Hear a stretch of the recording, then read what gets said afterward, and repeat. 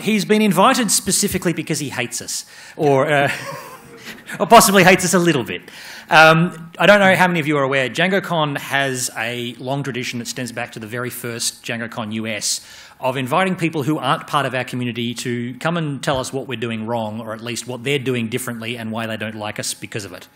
That started, the very first example of that was a guy called Cal Henderson, who was one of the founders of Flickr, and he actually literally gave the keynote entitled "Why I Hate Django." It is worth going and watching. It's a 6-year-old, 7-year-old talk at this point. It is probably one of the best lectures I've ever seen, let alone lectures about Django. It is a fantastic example of a well-given talk, completely aside from anything else. So today, we've got Tony Morris. Tony Morris is very big in the local Haskell and functional programming communities, and he's here to tell us about what we can learn as a Python community, about what we should know about Haskell, what we should know about functional programming, and hopefully we can take some of that knowledge and work out maybe how we can Python a little bit better. So without further ado, Tony Morris. Thanks. Okay, so thank you everyone for inviting me to your conference. I don't hate you. So I do think we could all be doing things a lot better. So I'm here to tell you how I think you could do better. So when I have a disagreement, which I think we might, what I like to do is establish the common goals, the things that we currently agree on. So first of all, I'd like to do that. So the goal being I want to arrive at an initial result of my programming as quickly as possible, and I want it to work. I want my program to work. So if we agree on this, then we've got a premise on which to start an argument. Okay, so and I'm going to demonstrate to you that there's certain tools out there that are necessary to achieve these goals, which unfortunately you don't have. So I'm going to put aside other goals. So if you say to me, but I make lots of money doing this, or it makes me feel nice, that's good. They're just not the goals that I'm going to talk about. So I just want to put that aside. So I could tell you why Django sucks. I could sit here and tell you. And I think the conversation will go something like this. I don't think it would be very productive at all. I would just be sitting here saying true things at you, and I would be not saying helpful things at you. So I'm going to switch it a little bit, and I'm just going to try and give you the tools to work out and answer the question for yourself. So these are hopefully new tools to you, or if they're not, if you've seen them before, that's great. There's not that many people in the room, so if you do have questions, please let me know along the way. It's sort of a build-up of knowledge. I'm fine to take questions along the way. So I used to use Python for about 4 weeks. I quit. While I was there, I learned about some of the lies that you've been told because they were being thrown at my head by my colleagues. So here are some of them. Like having to come to grips with monads just isn't worth it for some people. This is not even false. So there's this idea of dichotomous thinking, like there's this imperative programming, which is maybe what you think you do, and then there's functional programming, which is what I do. That's just bullshizzles. There's actually, you can do both at the same time. I'll show you how to do that. I asked someone out in the hall, is the real world mutable or immutable? I get one of two answers to this question. It's either yes, it is mutable, and there's absolute confidence in this fact, and then there's not sure.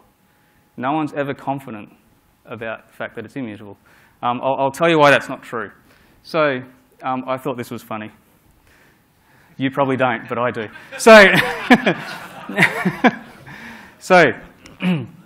here's what I'm going to do, is I'm going to tell you what is functional programming.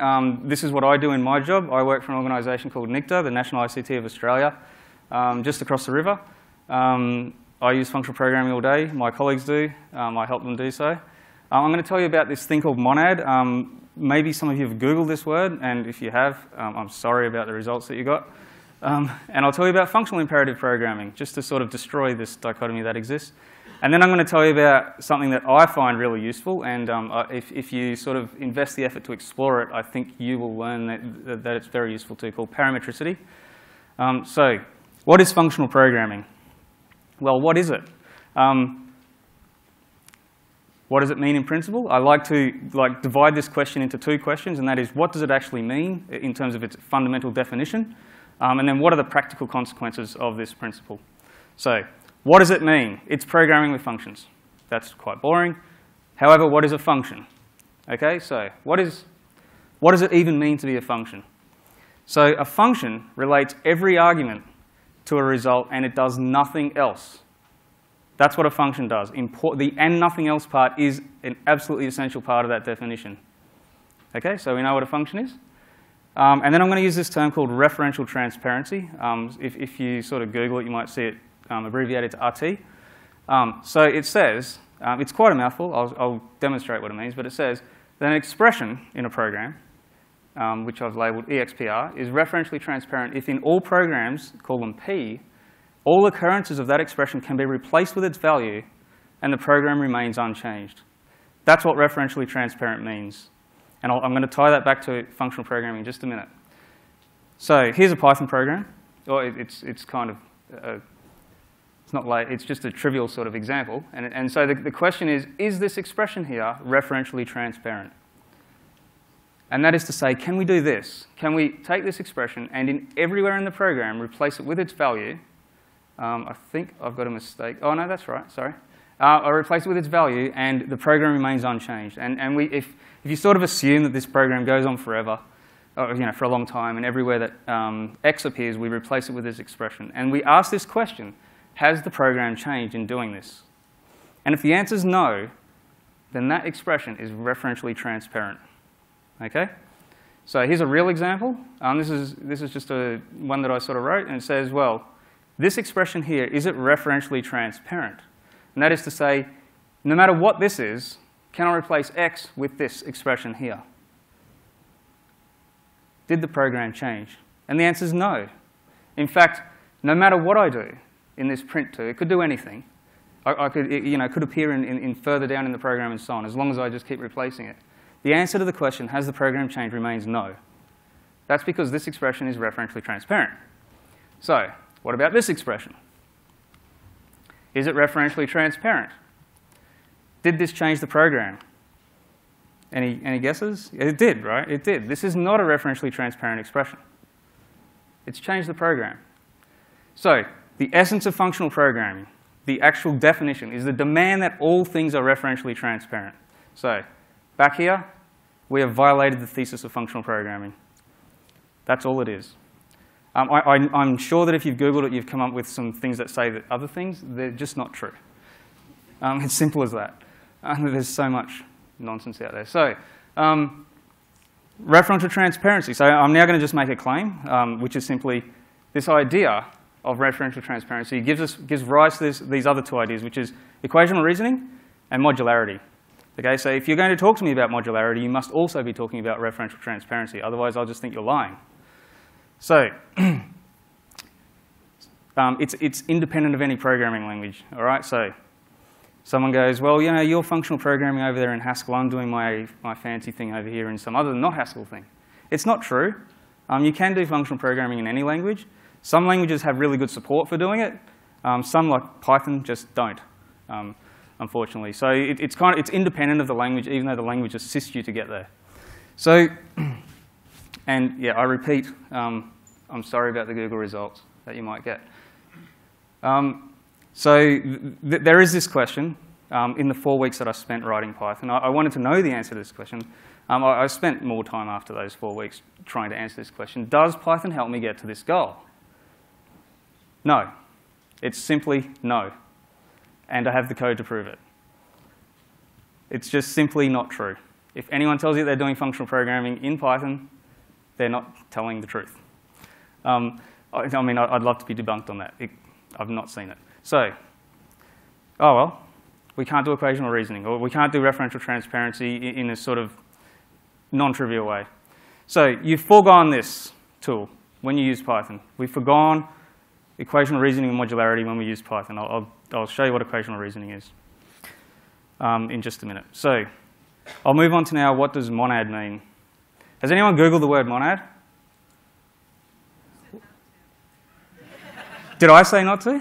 I'm sure I have said that, yes. What was the answer you got? Something like that?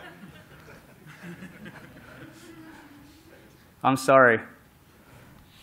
I'll tell you what it means. I'm not doing it for the purpose of telling you what it means. I'm doing it to tell you that it's a very simple concept and that there are examples out there in the world that have all this mystique about them that are in fact really simple. I'm going to put up a challenge here. I'm going to claim that I can tell you what it is in 10 minutes. And you'll all understand it, right? So, a monad is based on the principles of abstraction. What are the principles of abstraction?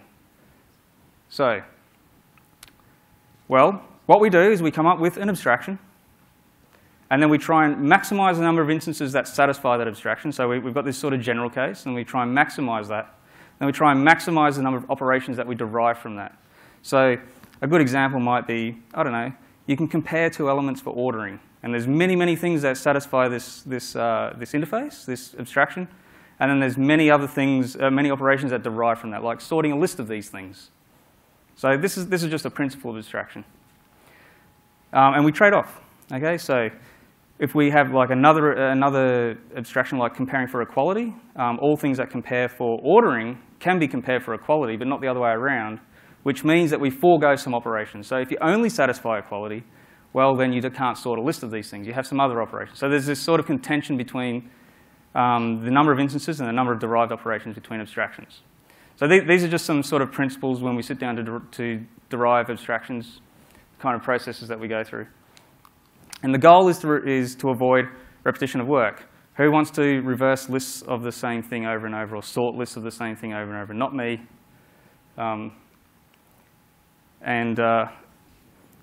Unfortunately, some abstractions are just false economies. They give you no benefit in either direction. So they should just be thrown away. This is like the process of revision. So, unfortunately, we cannot express them. I was having a conversation out in the hall. Can you show me this in C#? No, I cannot. And I cannot, and I can't do it without a static type system either. It's just simply not practical. So, unfortunately, I must now tell you what this code means. Is that OK? All right. So, you've probably seen the class keyword in other programming languages. In Haskell, it means that it's going to give some abstract members, so like an interface or something. And basically, this is an abstract interface with two operations. This one here I'll pronounce bind.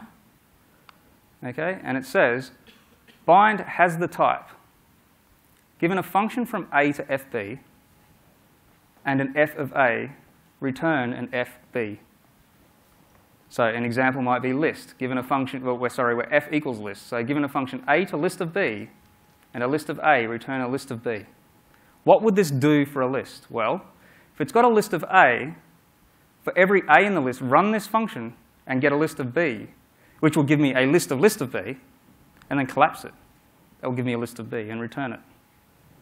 So this is called the list monad. There's a second operation, which is a trivial one. It just says, given an element, given a value, put it inside the f context, put in the list. So all the monad abstraction does is it's abstracting on the fness. So f could be list, f could be many of the other things. Here's all of these things. Well, not all of them. Not even close. There's millions of them. So it could be list or continuations or state or IO actions or, all the different possible values for f, for monad. And we get operations that derive from them, such as this one here is called sequence. That is given, it says, given a list of f of A, then produce an f of list of A. So I can derive this operation from the fact that all f's satisfy the monad interface. So even though maybe that's a little bit fuzzy, I at least try to understand the motivation here, which is simply we have an abstraction, and we can derive many operations from that abstraction to save us repeating code for all the other things that thing satisfies. That's why monad exists. So for those who say, monad might not be useful for me, you are actually saying, I like writing the same code over and over again. Pick one of these two is the only thing I can respond with. So we've seen the constraints. So that's those two operations. Monad is an abstraction. It has these two operations that must be satisfied. We've seen the instances, or I've listed them. That is, like list and continuations and IO and state passing and so on. And then there's operations that derive from them. And this is like a a tacit attack on the Google results that you'll get. These are all mixed up. Okay, so a monad is an abstraction. It saves us from repeating code. It has nothing to do with Haskell, by the way. I've written this in C#. In fact, C#'s got it in the syntax. So here I'm going to give you some vocabulary rather than explain something. So if you Google and you come across monad, you might also come across these words. You know, semi-groupoid. Whoa, what's a semi-groupoid? Well, it's just a different trade-off in terms of the instances versus number of derived operations. Well, we can't just use monads everywhere. Not everything's monad. We have to sort of forego some things to gain some other things. Semi-groupoid will help us get there, and co-monad. What's co-monad? What's co even mean? These are all really trivial answers to these questions. I'm happy to do so, by the way. Like I said, I'm only just across the river. So please don't be scared of these words, is my point. They're helpful words. Friendly, cuddly words. Look at them. Embrace them. They will help you get to your solutions. So I'm here to sort of be a little bit mean. So I'm going to do that now. I'm going to tell you about some of the bullcrap. Here we go. Monads for side effects. Did anyone Google monad? I bet you that's there, right? It's there. It's in the top 10. It's got to be. It's bullshit. For functional programming? No. For doing I/O? No. Did you see I/O back there? No. Not in the constraint. It just simply supports bind and unit. Yes, they do. You just didn't notice? Yes, they will. And that's bullcrap. All of it. I'm trying to arm you here with a vocabulary, all right? So if you do want to go and discover these concepts, just be aware that that's just not true. It literally is the thing that I just showed you. It's that abstraction with those two constraints, with derived operations and derived instances. It's nothing else. It's not a mystical thing that people meditate on the top of mountains about. It's none of this stuff. It's just an abstraction. So don't believe them. So Python can achieve this, right? How does it achieve it? Well, it does duck typing. You see, do you support bind? If it does, and if it doesn't, then explode, and so on, right? This is what Python does. However, you will never see these in Python. Or actually, I have seen them. I've seen people write monad in Python. But monad's the first base in abstraction. It's just, let's get started doing abstraction. Because there's many more, right? Why don't you see them in Python? I'm just going to leave that question with you. I have my answer. So why don't you see these sort of non-trivial abstractions in Python?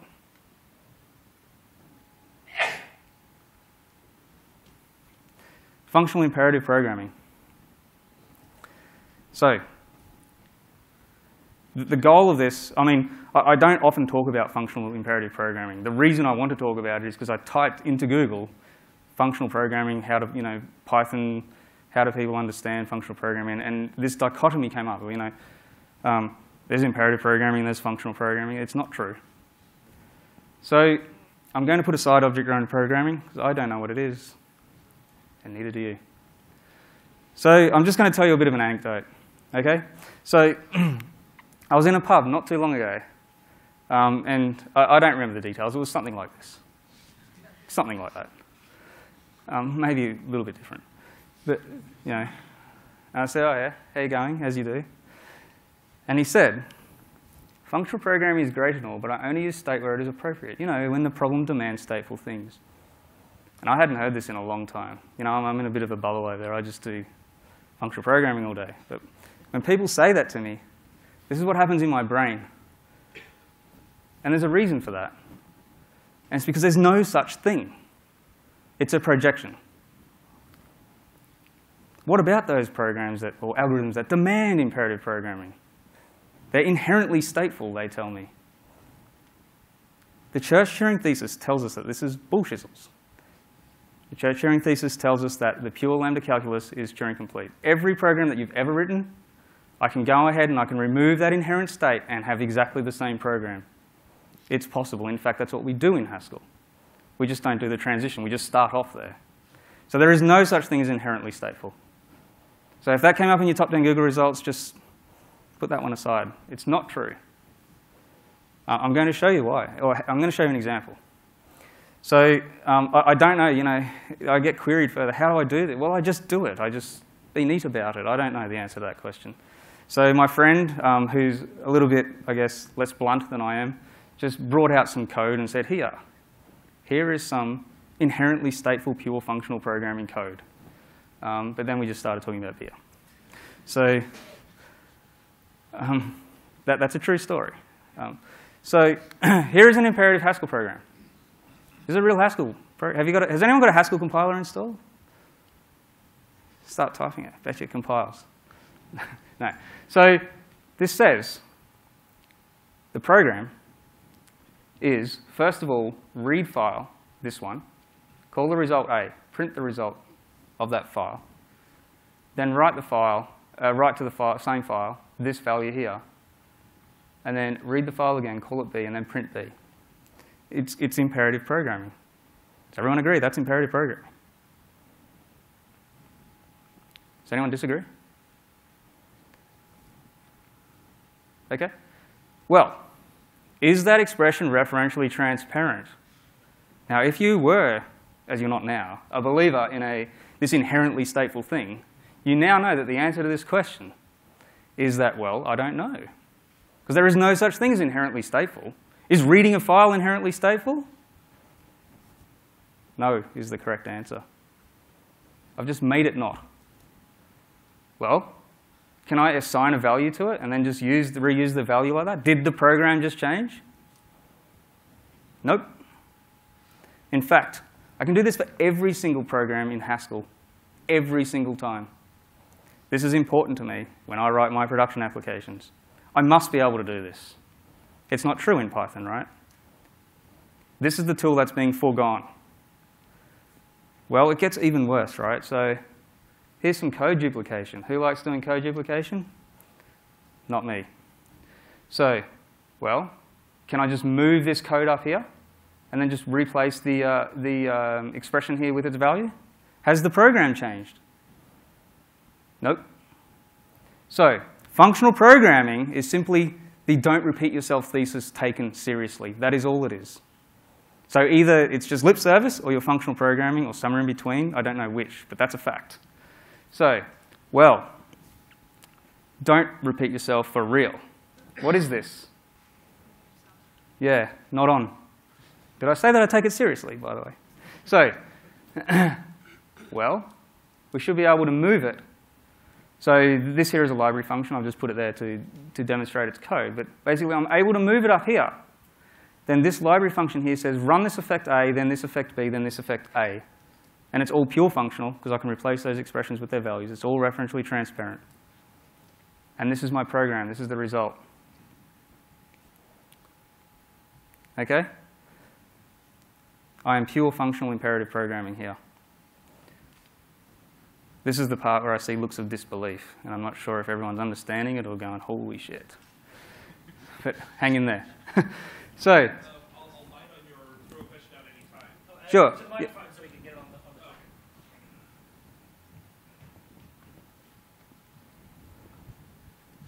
I don't argue for a moment that that's both functional and imperative, but what's so special about Haskell? So that's an excellent question. So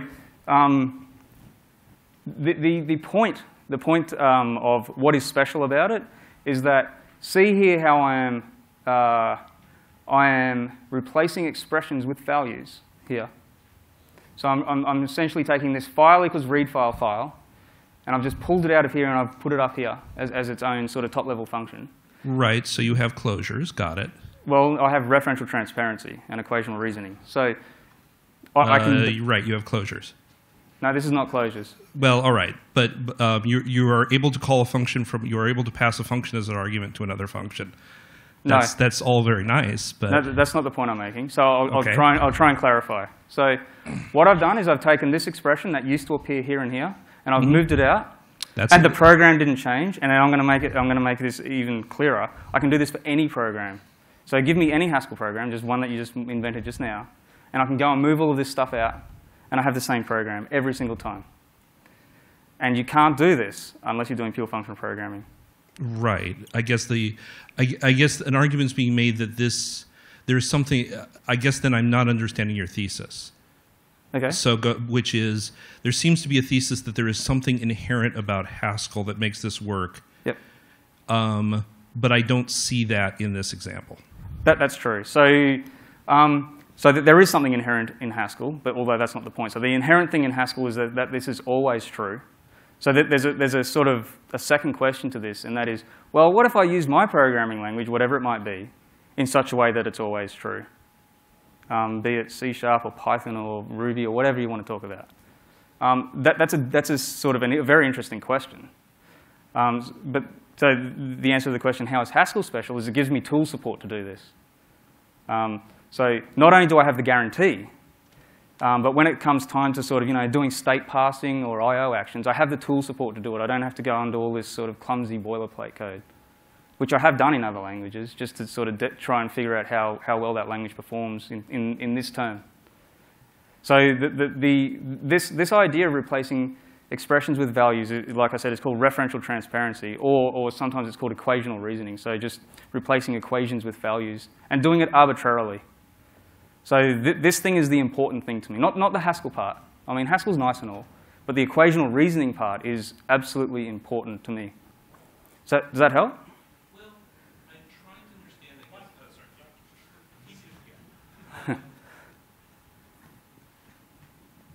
I'm trying to understand how the referential transparency is different from statelessness or no side effects. It's absolutely not. Okay. Have you tried this in Python? Have I tried to write an entire program disciplined to this? No. Have I written a lot of code that has this characteristic? Yes. I mean, I don't think anyone uses pop and then is surprised that the data structure changes. Okay. So, again, maybe I'm just not clear on your thesis, which is. So I'll just make a claim then. You didn't get very far. Okay. Not as far as I would like, and sort of not even close. Okay. Well, I have a second question about that, but I'll defer that. Sure.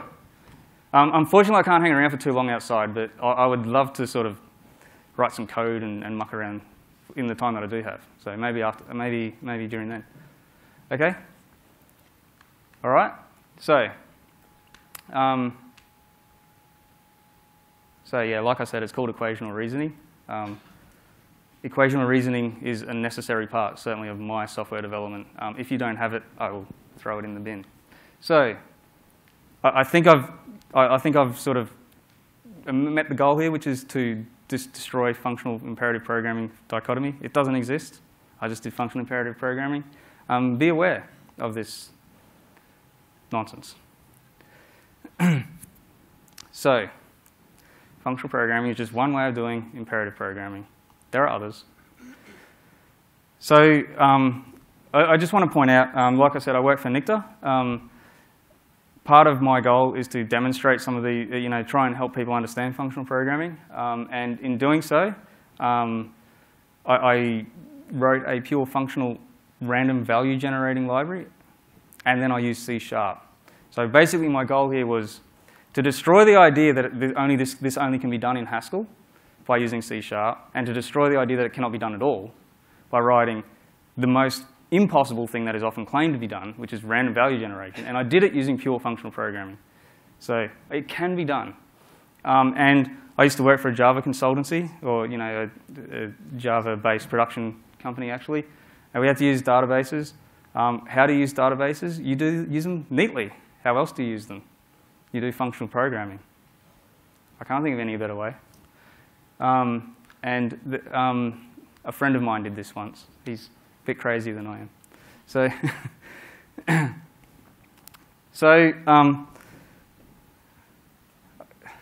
when I Googled it, this came up. I don't think the benefits of enforcing side effect-free code, I mean, that was side effect-free code that you just saw.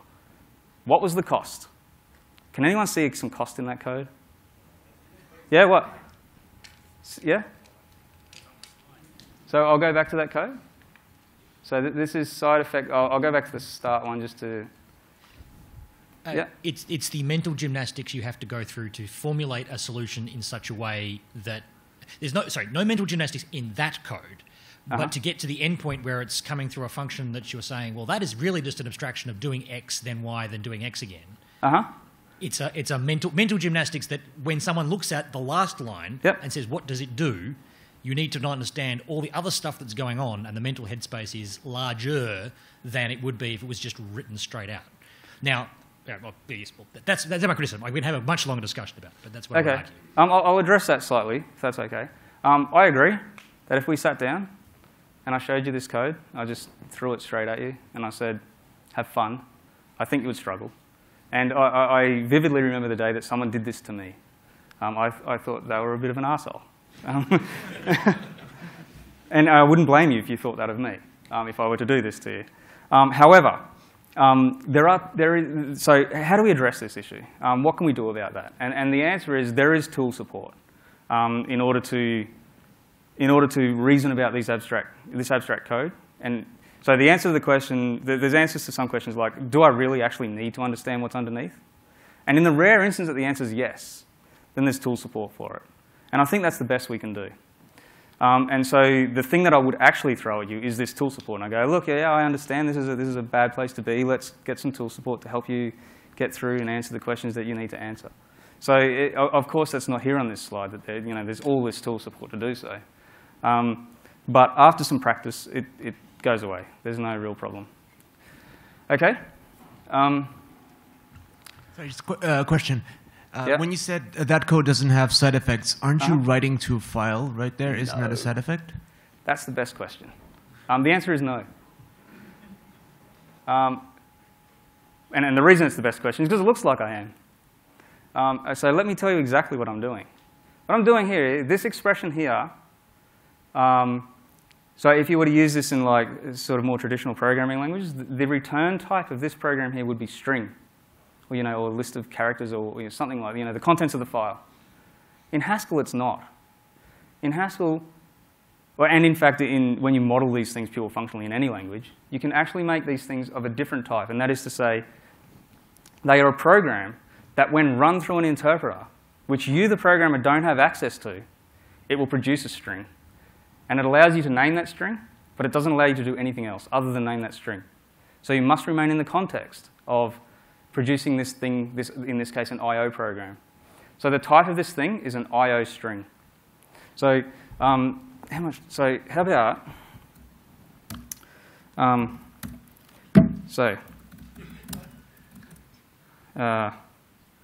yeah, sure. All right, so the type of this expression here, so this little bit down here says, this expression is of the type I/O string. Okay, it's not of type string, which is to say, so that there's this sort of string concatenation, right? All right, it does what you would expect. But the type of this expression, right? Now, if you were using a traditional language, this will give you an answer, right? It'd say ABC, then all of this, right?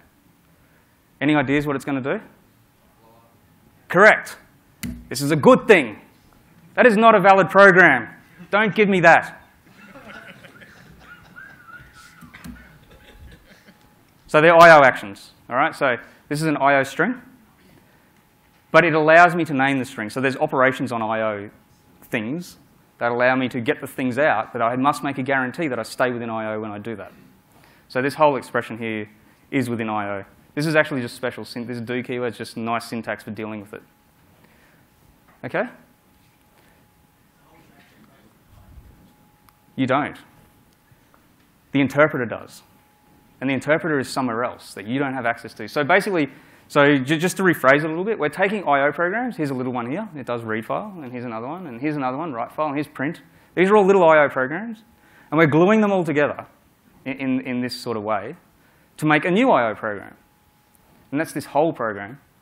And then I feed that off to some compiler, whatever, something I don't care about. And it's the thing that decides when to write to files and read from files. So basically, when it gets all the way up to the main function, its type is not void. Its type is I/O void. I just handed an I/O program. And however I've glued all these I/O programs together, the interpreter, this hypothetical thing, decides what to do. So all I'm doing is gluing I/O programs. When I run it, it will in fact read from the file. Don't get me wrong. It's the interpreter doing it, though. It's not me, the programmer. If I allowed you to do that, you'd be able to write that terrible program back there. That should never exist. So there's benefits. And I'm yet to find the costs that are alleged. Does that help? I realize the difficulty in understanding this in sort of the short time frame, but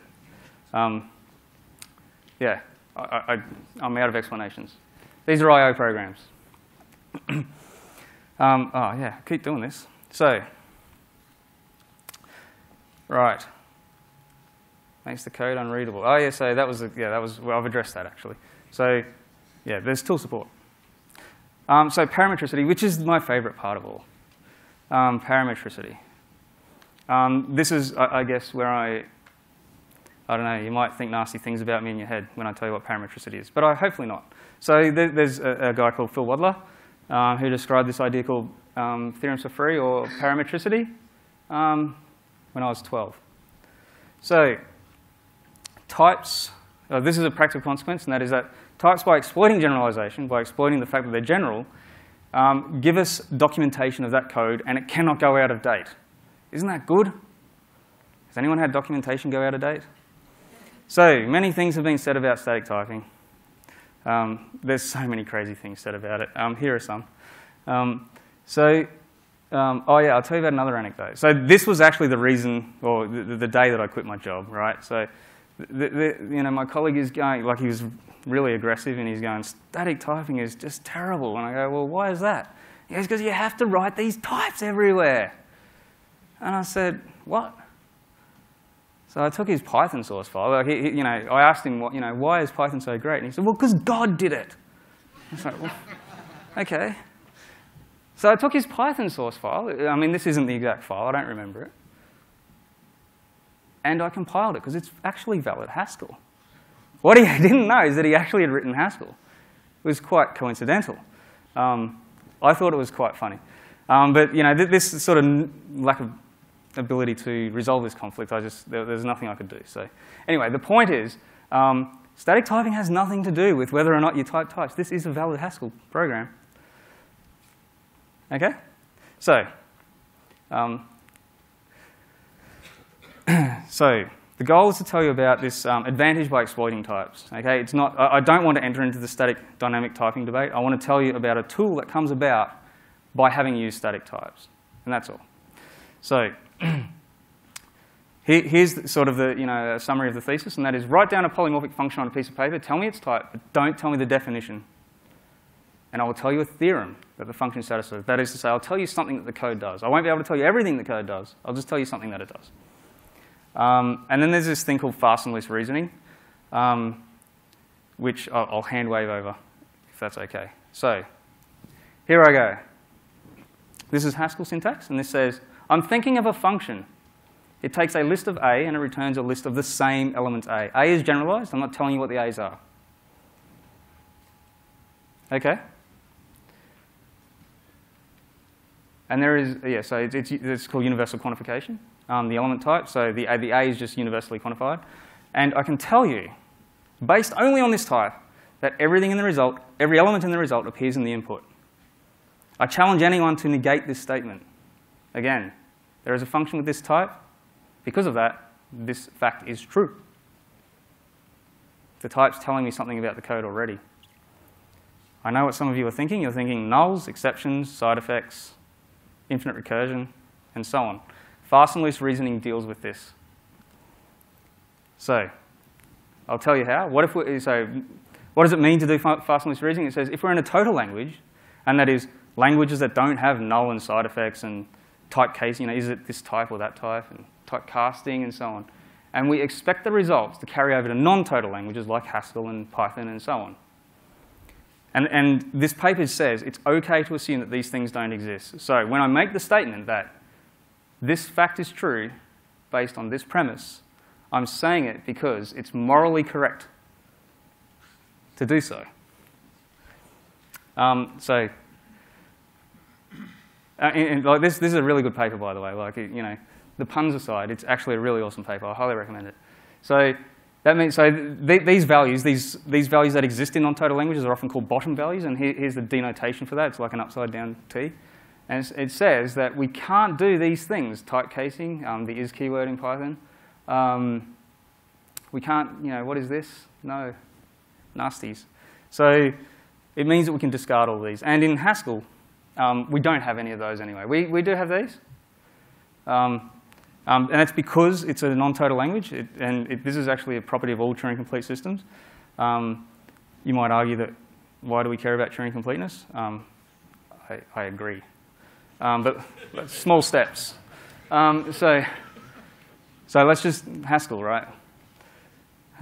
Haskell's non-total. It has these things. We can do better.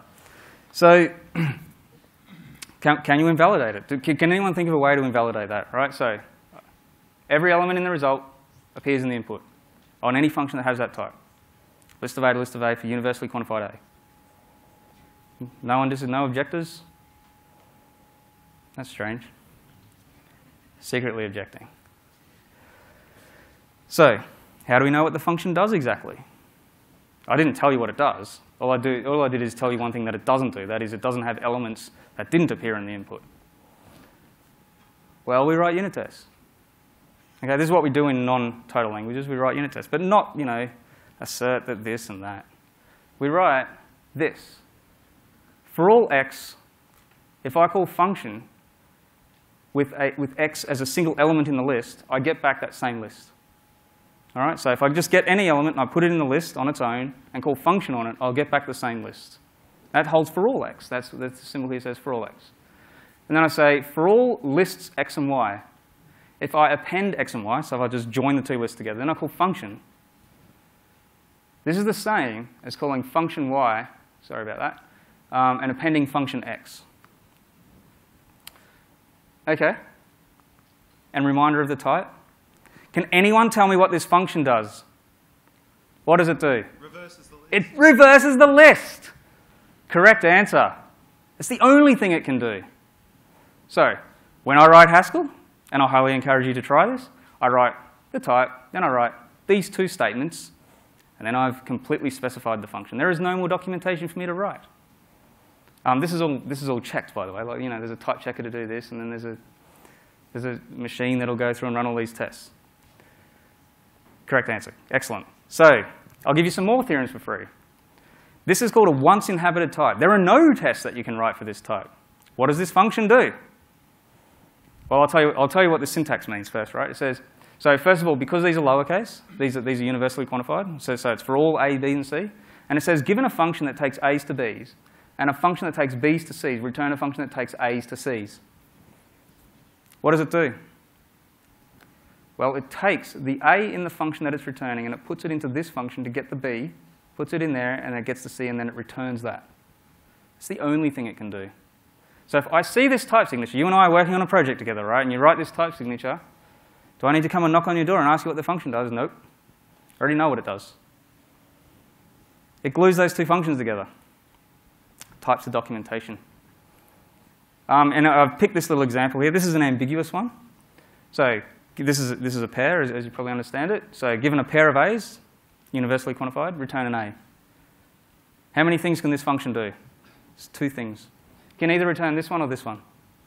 So I'll just write one test, and I'm finished. Who likes writing thousands of tests? Come on, you know you love it. So I do want to point out, so I'm a bit out of my comfort zone here. I don't, I'm around a new crowd. And I want to point out, it's something that I feel quite strongly about, and that is I actually think you're all very brave for inviting me here to this conference. Really. So there's a specific reason. So I typed this into the Google, and I got all sad because this happened. So, Lisp and C++ and Python are multi-paradigm, but, lies. We can do multi-paradigm in Haskell. I just showed that. Python can't even do functional programming. It's a lie. So that is Haskell. So some functional programming languages don't even have this. Yes, they do. That is actually valid Haskell. So the reason I think you're brave, it just goes on. Iterators, come on. So the reason I think you're brave is because this is, you know, if I was in this position where I was a curious person, I wanted to learn more about functional programming, and I typed this into Google and I saw these answers,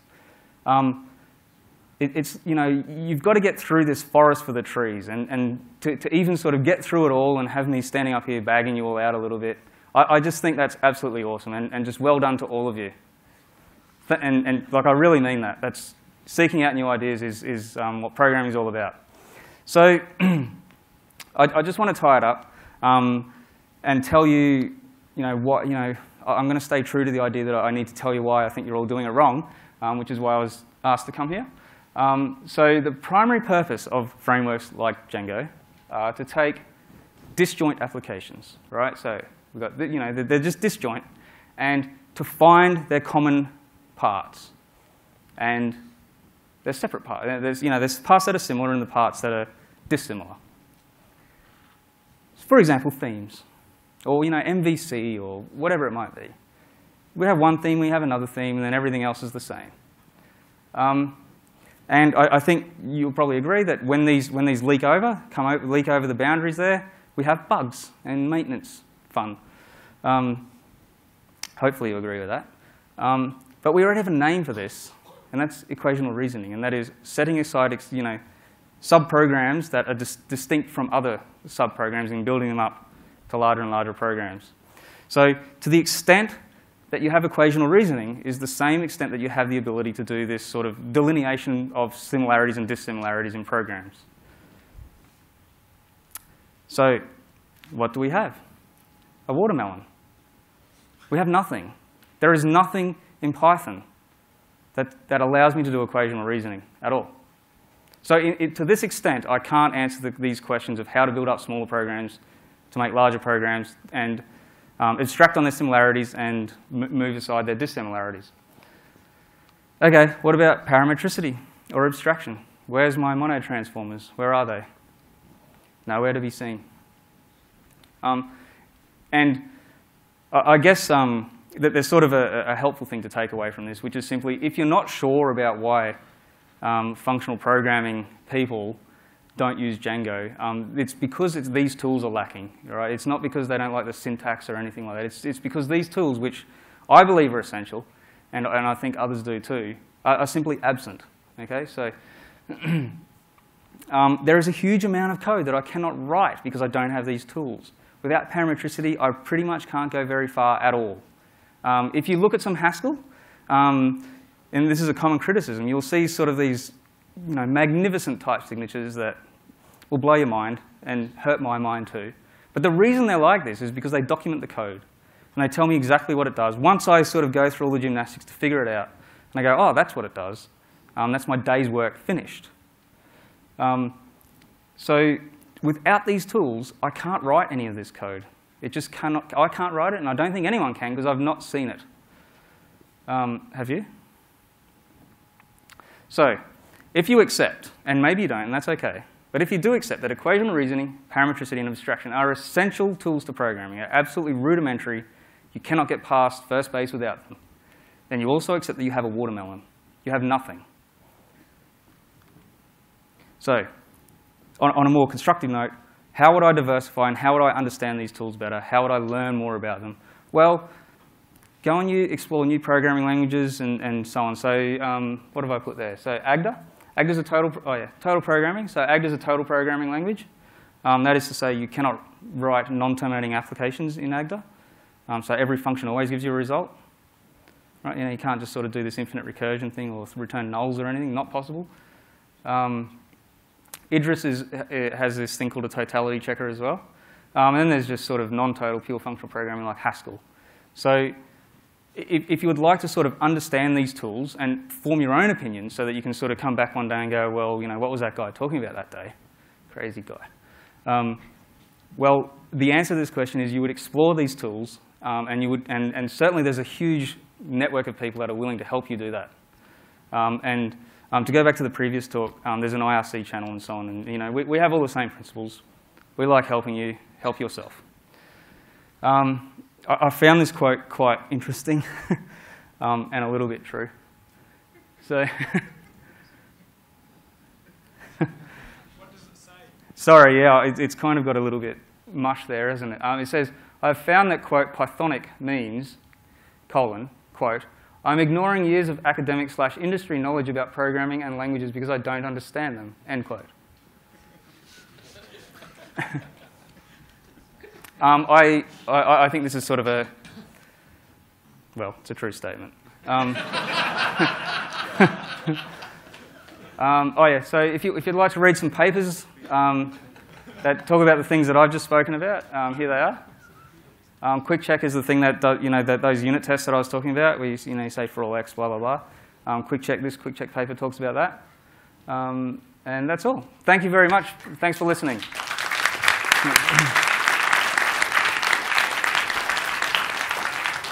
Okay, thank you very much, Tony. I think we've got some people itching to ask questions here, so I'll let's throw do you it. to the lions. There you go. Oh, great. I'm going first. Brilliant.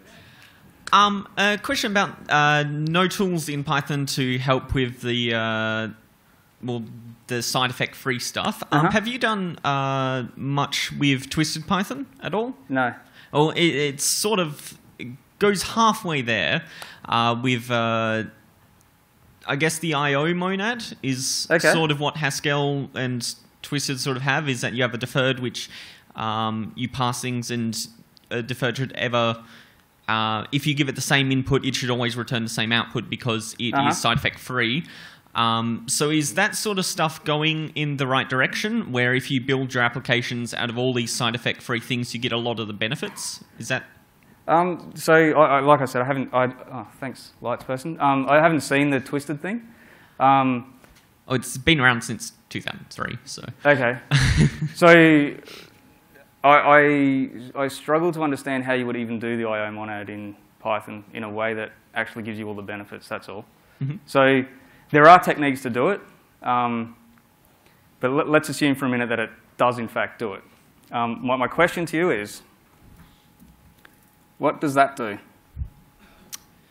That will... if I sort of double the syntax translation. that will explode. Will it? Yes. Okay. You'll need to do a read file, and then you'll have to do something to add the result of read file, rather than adding read file itself. Well, you have me a little bit hooked. Thank you very much. Deferred is deferred is an IOU. All you get is a deferred object which isn't a value yet. So you have to add things on the end because it's a. You have to add callbacks, I guess. Yeah. So if I sort of translate what I think you're saying that I can go, well, take the program that reads a file and then call its result A. What did I say? I want to put ABC on the end of it. Oh, sorry, on the start of it, and I think I have to do one of these ones. Right, so there is an ABC up there, but yeah. So, so basically, I have to glue the programs together in this way. Otherwise, it just won't work. Yeah, because anything with side effects, well, it should be that anything with I/O side effects at least is not a direct value, but a value at some point in time. Because we have to sort of do that because of the single-threaded nature. We can't just go out in threads and do all that fun stuff. Okay. So, yes. Well, I thank you for that. I also submit a little bit of skepticism, so I'll have to read about it. Thanks. Cool. Yeah. So I've never really had a lot of problems reading Python code and fully understanding what a piece of Python code, if it's well written, does. So when you described that the type itself documents the code in itself documents the code to me when I read Python. What it never documents is why the person decided to do it that way. I assume that you end up having to use other documentations to actually document the why, which is always, to me, a lot more important. Or to Haskell community just use the type? No. The weighting to different questions is probably a little bit different. So why someone did something is often not important, but when it does become important, then people write sort of English documentation or something like that. Cool. But it's not like the primary thing. It's not like the thing to aspire to. So it's sort of like the default, the fall through thing. Our types didn't cover everything. Our tests didn't cover everything. We need to express some motivation for what's going on here. Because usually that's really what it is, right? So like, I can come up with some elaborate data structure and I can go, here you go. And you go, well, why would you even do that? Yeah. And if I could motivate it, if I could say to you, look, here's a problem that you're familiar with, and I can connect it to that data structure, and I can go, look, this is how your problem is solved by this data structure. I think that's the helpful thing, and certainly that's the case. We do try to motivate these sort of abstract, crazy things that you see. Okay, cool. Yeah. Thank you. Well, first of all, if you think Python's bad, you should go and see the Node community at some point. You'll love what they're doing with languages. But secondly, as someone who was trained in both kinds of programming, my tutor at university was a type systems theorist. It was quite interesting. I'm curious what your perspective is. As far as I can tell, your comment on tools was very fascinating because, the reason I think procedural and Python, that kind of programming in general is popular is that the societal tools, the reference points, the support communities are there, and the instruction is there for imperative, procedural, whatever you want to call it, programming, much more than it is for functional. They are equivalent at some point, and in some ways, functional Haskell is more mathematically pure. A total language would be lovely, but is impractical for some reasons. Do you think that there'll ever be a way for functional to break out of that mold of being the side language, or is it always going to be the dominance of other languages is kind of fixed from the historical perspective? Yeah. Okay. Good. So this is in terms of what do I predict for the future in terms of functional programming? Do you think there's any way to make functional programming more of a well-known subject? Yeah. Do this.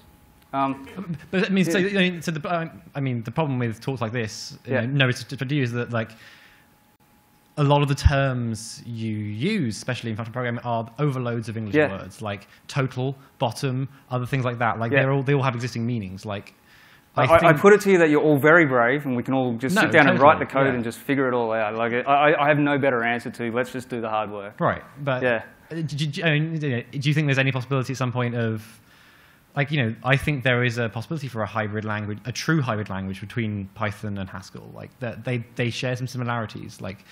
What would I take from Python though? What? No, seriously. Even for educational purposes, what would I do? I don't know the answer to this question. I just don't know what I would do. I would argue the syntax is nicer, in particular. Well, I don't agree, but the fact that I don't agree, I also don't think it's consequential. No. Did the word monad be difficult because of the syntax? I don't think so. I think it's the concept. I think with monads and abstractions, it's the mathematics as well. You're assuming a very heavy theoretical background, and some people come in from very sort of almost a literary or worldview background, where you come in saying I understand how the world works, how cause and effect happens, and that's a different thing. Theoretical mathematical design, I think, is a different thing. So. Well, okay, let's take the monad example, right? So the only thing I can do is I can try and sort of motivate it for you, right? So I can go, well, it's an abstraction. It has these operations and instances. And so I think most people are familiar with lists and continuations and so on. The disconnect part, or the part that's not going to be familiar, is where someone goes, but why would I use that? Tomorrow I'm going to go and write this code, and I'm not going to see monads. And the answer to this question is, well, you slowly make the connection, right? So you go, well, here's monad, and here's the problem you're solving. And notice how this does solve it. And it briefly sticks in your mind for that 1 minute when you go, oh, yeah, it does. And then you just repeat this in practice, and eventually you figure it out. And look, I've been through this process with a lot of people, right? And so they sort of, first of all, you have to establish a bit of a trust. And they go, I trust that you know what you're talking about. I have no idea what you just said. But I'll just sit down and labor through it with you. Okay, let's go. And these connections are slowly made. And I find that really challenging. I enjoy it a lot. But I just have no better answer other than let's just go through this labor of getting there and making all these connections. And then make up your own mind. I mean, you can get to the other side and go, well, that was just rubbish. I've never seen anyone who does that. I mean, I stopped functional programming, but it's a more practical thing. I disagree with your reasoning that you need those three basic axioms to do programming.